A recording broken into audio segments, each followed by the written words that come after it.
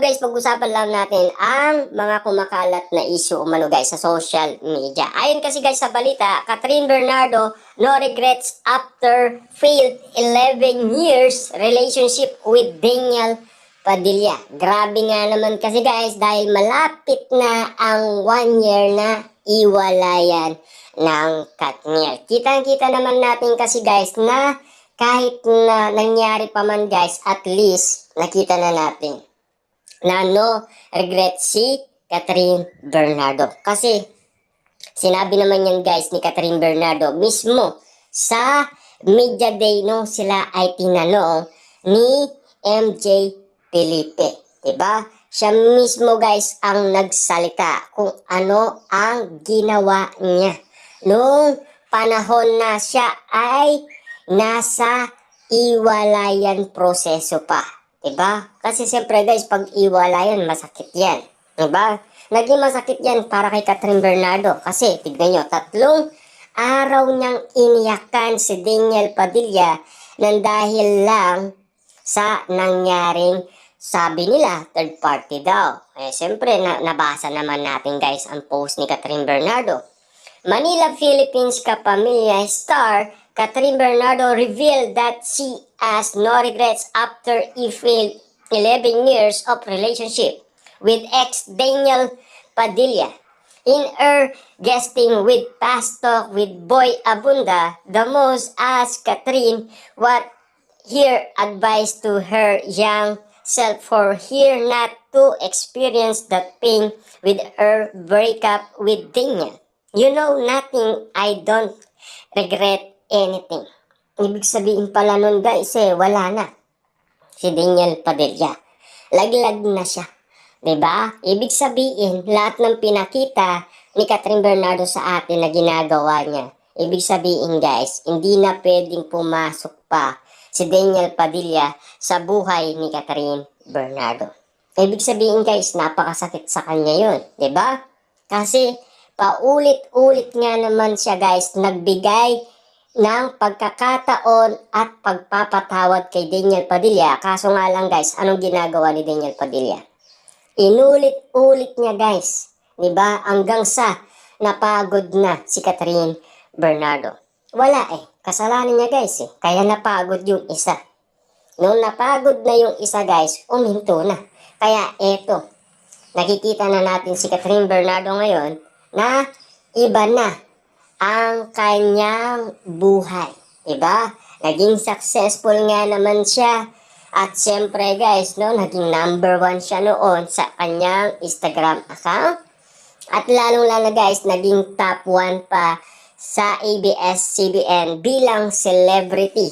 Dahil alam naman natin guys, hindi gumagawa ng movie si Vice Ganda. Kaya nga guys, niligwak niya si Vice Ganda, si Ann Curtis, di ba?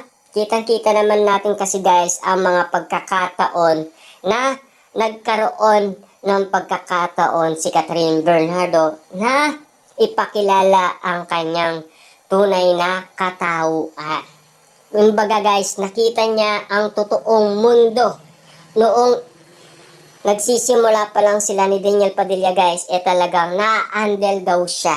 Diba? Kaya hindi niya pa makita ang totoong mundo. Ibig sabihin, nung nakawala na siya, nakita niya na ang totoong mundo. Ayoko siyang pangunaan.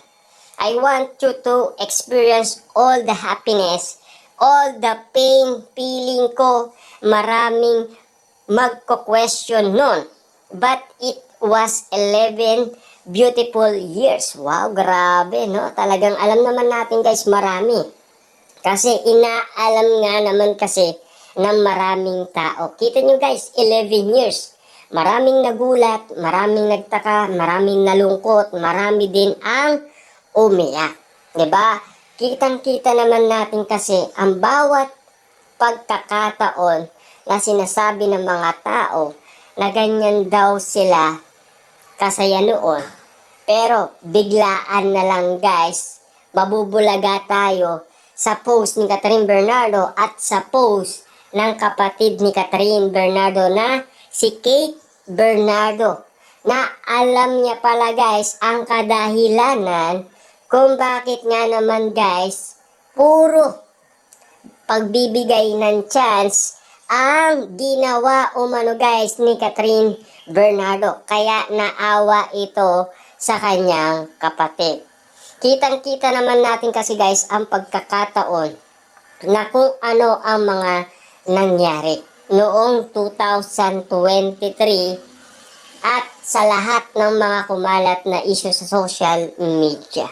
Kitang-kita natin guys lahat ng mga pangyayari at nabasa natin lahat ng mga posts ng iba't ibang reaction ng mga netizens, mga fans, lalong-lalo na guys yung banggaan, kampo to kampo.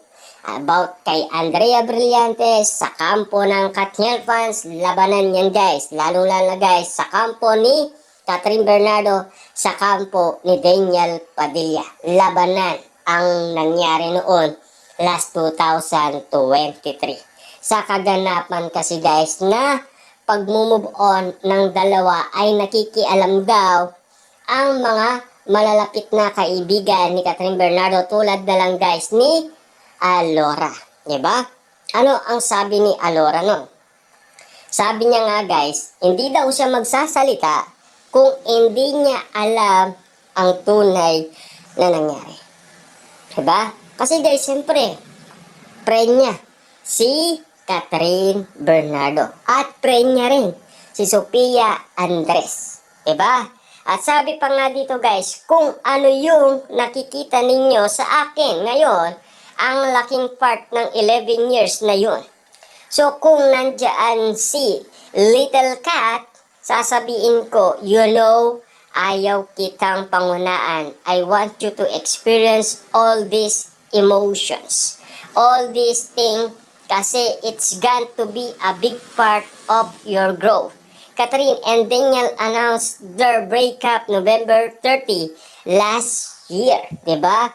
Kasi ito yung pinaka-inihintay natin guys na malaman kung ano ang gagawin ni Catherine Bernardo. Kita nyo naman guys, no? Yung sinasabi ni Catherine Bernardo na Little Catherine Bernardo. Kasi guys, nagmahal si Catherine Bernardo, edad 16 years old, na in love na siya kay Daniel Padilla. Kasi niligawan nga naman kasi guys ni Daniel Padilla si Catherine Bernardo.